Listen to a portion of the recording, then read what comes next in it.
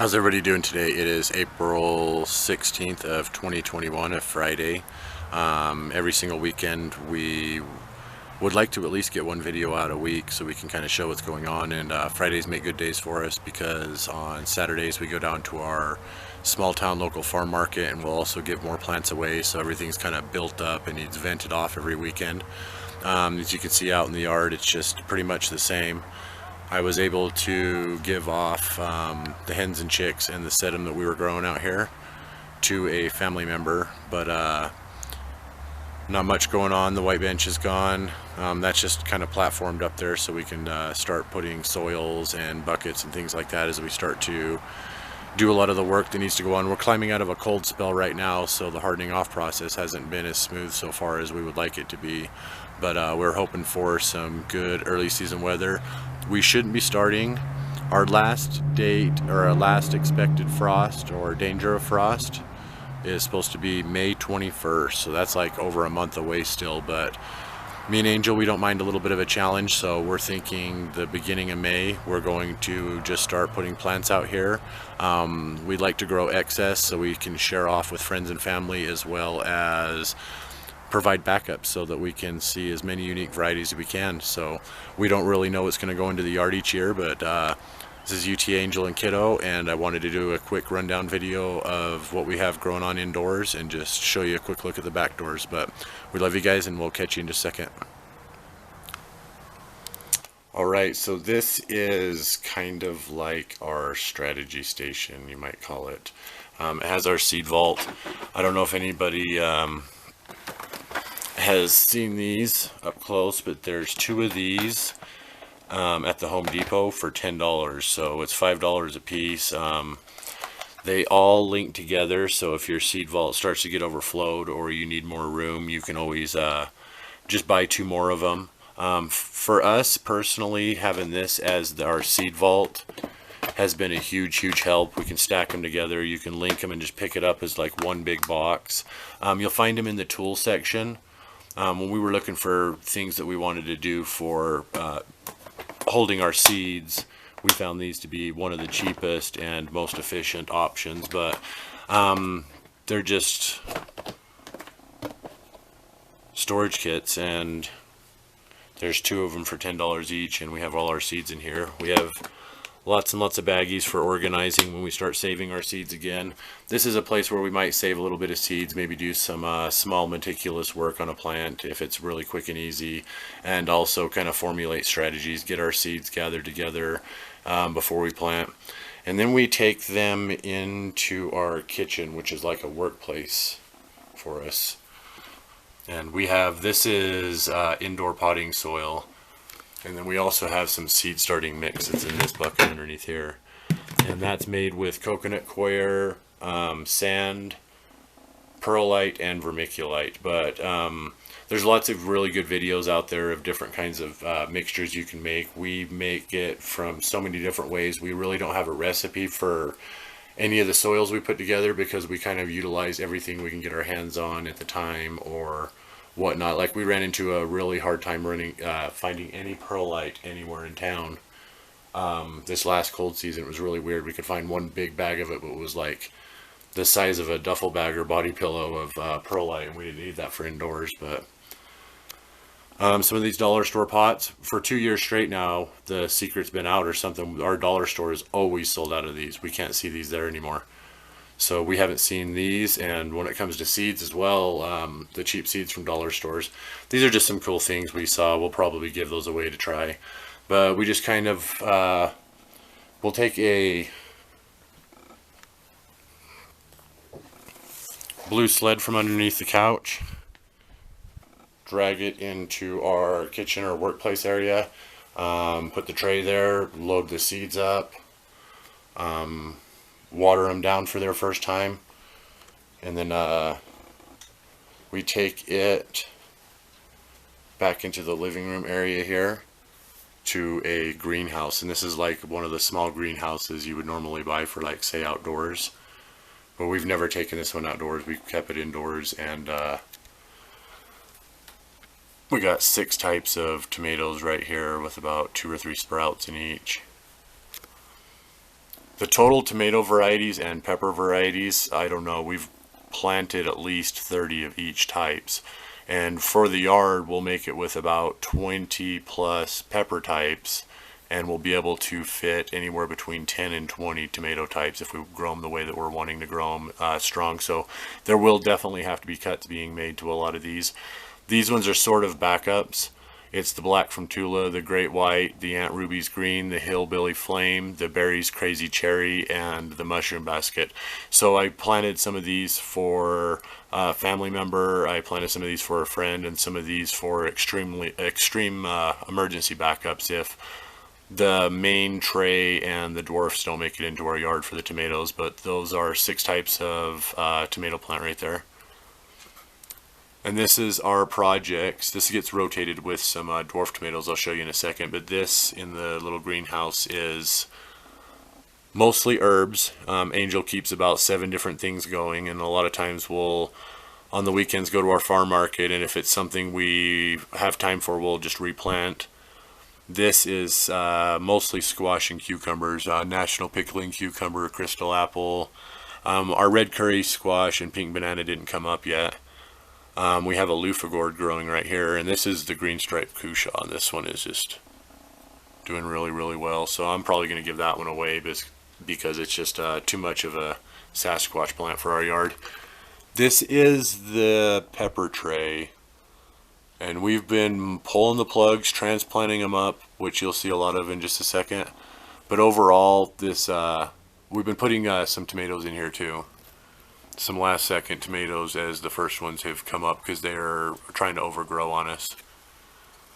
But Mary Curry cross in there, pumpkin, Cherokee purple, 5 colors, sugar rush, purple jalapeno, yellow scotch bonnet, goat's weed, courbaki, datil, habanada, Hawaiian pineapple, black crim. We just transplanted some manzano.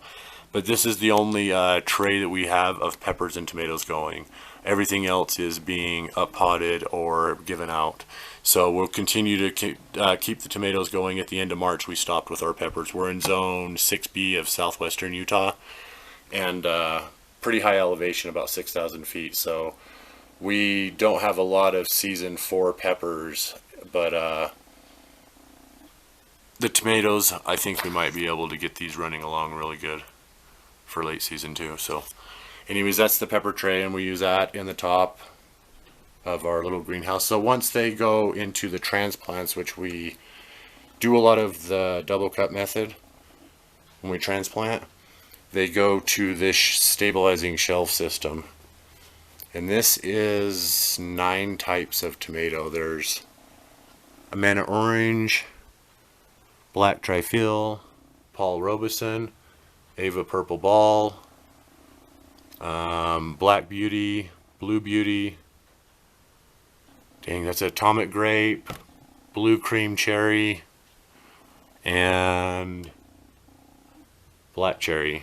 So that's 9 varieties right there of tomato. The plants are working really well. I'm not going to be able to name all these plants as I go down them, so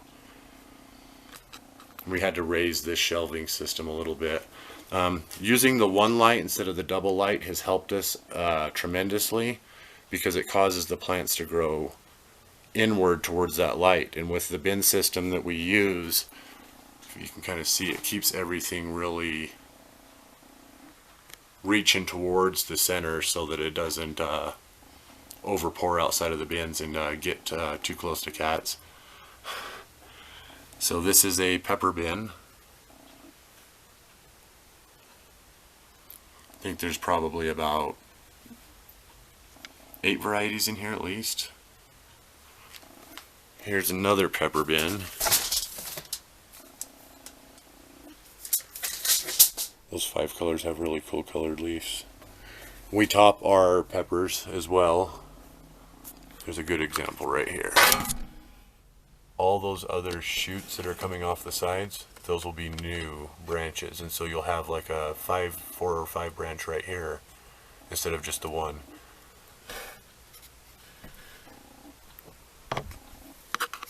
So we are big fans of topping. I know some people aren't, but a lot of people are.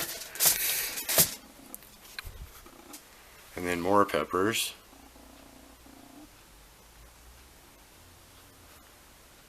And when we were transplanting the dwarf tomatoes, we got some of these here, which is the smaller ones that were off to the side. We planted 4 seeds in each one, so I'll show you the dwarf tomatoes that have been transplanted pretty soon. There's Mr. Snow, Pineapple Stripes, Purple Heart. We'll be excited to see what makes it in the yard. Some Buena Mulatas that did sprout. We didn't have any Dulce Sol sprout, but they came from a really pod that we weren't sure about, but we just didn't have good production on them, so we wanted to try them anyways. But some Buena Mulata peppers. And this is the secondary dwarf, so there's an Egypt yellow in there. The Tasmanian chocolate's doing the best, but I'll show you guys those in a second. Those are up underneath here under these lights.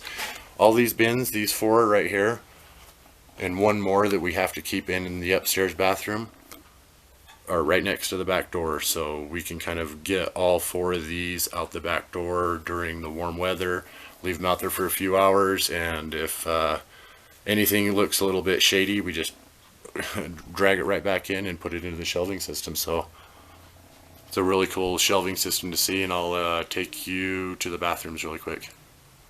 Love you guys. Alright, I just want to warn everybody that I am no stranger to addiction, and this is definitely what's going on over at our house. This is the little bathroom. Let me see if I can climb in here to make it a little bit easier. This is another 7 varieties of tomatoes. These are the main varieties we want to get into the yard. This one is a Amana Orange is in here, the Kellogg's Breakfast, the Cherokee Green, the Black Brandywine, the Carbon, the Cherokee Purple, and the Black Crim. So these are the ones that we transplanted first, are doing really well for us, and are the major 7 that I would say that we want into our yard this year. There's also a dwarf Purple Heart tomato off to the side here. That was the only one we have so far. We've had more of a problem with the dwarf Purple Heart out of all the dwarf varieties we grow. But like last year, well, last year was the first year that we grew them, but we had some problems with the Purple Heart then, and we're having a little bit now, but we're going to push through the problem on it because it was just such an excellent tomato, a really standout tomato on that kind. Paprika pepper, Courbaki, some Manzano, those ones have, they're going to have root lock probably, so we're really going to have to work hard to separate the roots when we transplant them. In the cells of the peppers that didn't make it, we just started sticking all the soil when we would pull the plugs and replant to try to do a better mix for our seed starting mix. And we put them all into this pot here. And then I water the bottom of it, so there's like 12 or 13 sprouts of unknown peppers, and we'll probably prick those out one at a time and put them into little yogurt cups or something to kind of give away, and get under some good light to kind of fire them off. But that was just like, we called it the pepper mulch, and it was where we were throwing all our excess soil. Our first soil was retaining way too much moisture, and it was over fertilized, so it was kind of causing the seeds to rot out. We had a little bit of a whiteworm problem too. But the 2 tomatoes on the back side here are, these 2 are Mini Bell. These 2 on the back side of the toilet right here, these 2 are Tiny Tim, and this one's got a couple tomatoes on it. Me and Angel both started an avocado. She started hers about 2 days after mine, and hers took off. So we put them in, we just put shish kebab sticks, stuck them through the side of the seed, put them over in a cup so that the sticks kind of hold the seed up out of the water, and so the bottom just sits in the water, and then we put them in a dark cabinet. And hers took off right away. Mine's barely starting to get the little tiny top sprout on top of the seed. But so we will have an avocado tree again soon, and by the end of the year this one will be up in the corner like the last one. These are all 1, 2, 3, 6 more varieties of dwarf tomato, not including the Purple Heart. The very best of all the dwarf tomatoes that we've grown so far has been the Tasmanian chocolate, and we're really excited about that one. We've seen lots of other people grow it, lots of people say good things about it. It seems like a really interesting tomato. And this is, all 3 of these are coming from Ginger. So a couple months ago we started ginger from the store inside. We've given off 3 plants that have had double shoots. And this one right here is just in this little tiny pot down here. It comes all the way up. This one right here would sit at about my chest. And this one right here is only about 4, maybe 5 inches tops from the ceiling. So that is inside ginger, and that can take a long time to grow, so I'm really excited about it because we will be able to put it out at the very start of the season and it'll have a huge head start. And we've also been able to clip if it gets too outrageous in here too, and known that the plants have survived from it. This is a couple lemon trees that we kind of keep as a house plant. It just really likes the heat of the downstairs little bathroom. And this is basil. I think all of this is cinnamon basil. And that's some Chire's baby corn, and that is some mixed colored carrots from Kiddo. So, alright, I know this video is getting long. I'm sorry for the long videos, but I want to do the rundown on the big bathroom really quick, and then we'll finish it out. So, kind of like for our log, lots of cool stuff going on. Catch you guys in just one more second. Alright, so last area, and I'll try to make it a little bit quicker on this one. Lucky for everyone else, the battery looks like it's about ready to die on the camera. These are Hoyas we got from a neighbor. We also got bigger clippings that we were able to give to family members and others. And these ones were just the leaves stuck in the dirt. See if it's under a better light. And now it's growing. This entire plant's poisonous, but it gives off a flower that has a really sweet flavor and is edible. But it's a pretty decent house plant that we like to give a try. We'll give one of these away too. And this is the shabbiest of all tomato sprouts. So this one, it's only 5 of them, and one of them's a dwarf, and there's several different varieties. I think there's one that's actually a cherry tomato. This one I might have accidentally clipped the growth tip, so it's not going to continue. But this is like our super shiesty ones. What we're going to do is we're going to take these and probably put them out in the cold at the very beginning of May, and we will leave them out there, and they will be the yard sacrifice to kind of see as far as what can be withduring out there. So we totally expect these to fade. We wouldn't want to give these ones away. They're going to take some work to get snapped back. If one of them starts to snap back and look really good, we will wean it back into good health and then do that. Otherwise, we'll be moving these as the first ones outside overnights to kind of see if anything's able to make it. Tomatoes can survive a little bit better than peppers as far as cooler temperatures, and this is our sacrificial 5 maybe. And this is Angel's problem. She has a problem with saving every single sweet potato sprout. I told her we needed to give a couple away. She said no, and I set up a whole tray. So here we go. We're growing sweet potatoes for sure. They're white sweet potatoes, and then the regular golden or orange ones. And they come from grocery store potatoes, and they've been doing that chitting process like potatoes do in our cupboard. So we just been popping the sprouts off the potatoes straight out of the cupboard and putting them in water. They start to develop some roots, and we pop them in some soil like this. So Angel has several plants in each one of these, and some of them will look a little bit rough, but that's because this one was underwatered for a minute, so it's trying to just kill that leaf off. But these can kind of be pruned back really well and can handle quite a bit of water, and we will be getting those in the ground when we can too. Alright, and then there is the spider plant. We got this from landlords that no longer manage the building for the same owners. So we got this several years ago down at the office building of the landlords. They knew that we gardened because they're our landlords, and so they asked if we wanted to take this plant and recover it. So we brought it home. It was a giant plant, had tons of the spider sprouts shooting off of it. This is actually from the very last 2 spider shoots before we'd given the rest of the large plants away. We transplanted this. I bet you this has produced probably 30 to 50 more plants. There's the Dieffenbachia. It's pronounced Dieffenbachia. So this plant is Angel's multi-year project. This one the same way. We've probably given 30 to 50 of these away. I clipped, it might be hard to see, I clipped this one right here though off and put it in water and created another plant that I gave to a family member. Well, this is another giant plant trying to form out the very top of that. And then it just shot a bunch more off to the side. So if you stress this plant, it'll immediately go into a multiplying process, a multiplication process, and just dividing itself over and over and over and over again. But it's pronounced Dieffenbachia.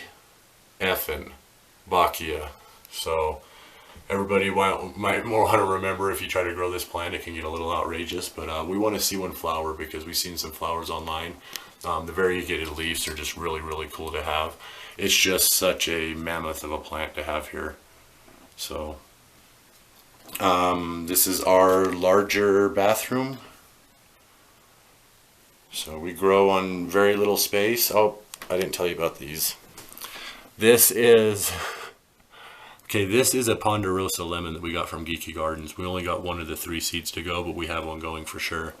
This is, I don't know, some sort of plant. This is some peppers. These are manzano and sugar rush peach sprouts that I just transplanted a little while ago. And these are endives. So I'm sorry if this is a babbling video, or I'm sorry if there's no good info in it. Just wanted to kind of do a vlog on all the stuff that we have going on. Me and Angel and Kiddo, we're having the time of our lives. We're so excited to grow this year with you guys. We love your videos. Sometimes we're getting a little bit behind on watching everybody, but we find a chance to kind of catch up. So you Teen Angel, and it is April 16th of 2021, and we'll catch you next time. I love you guys. Thanks for watching.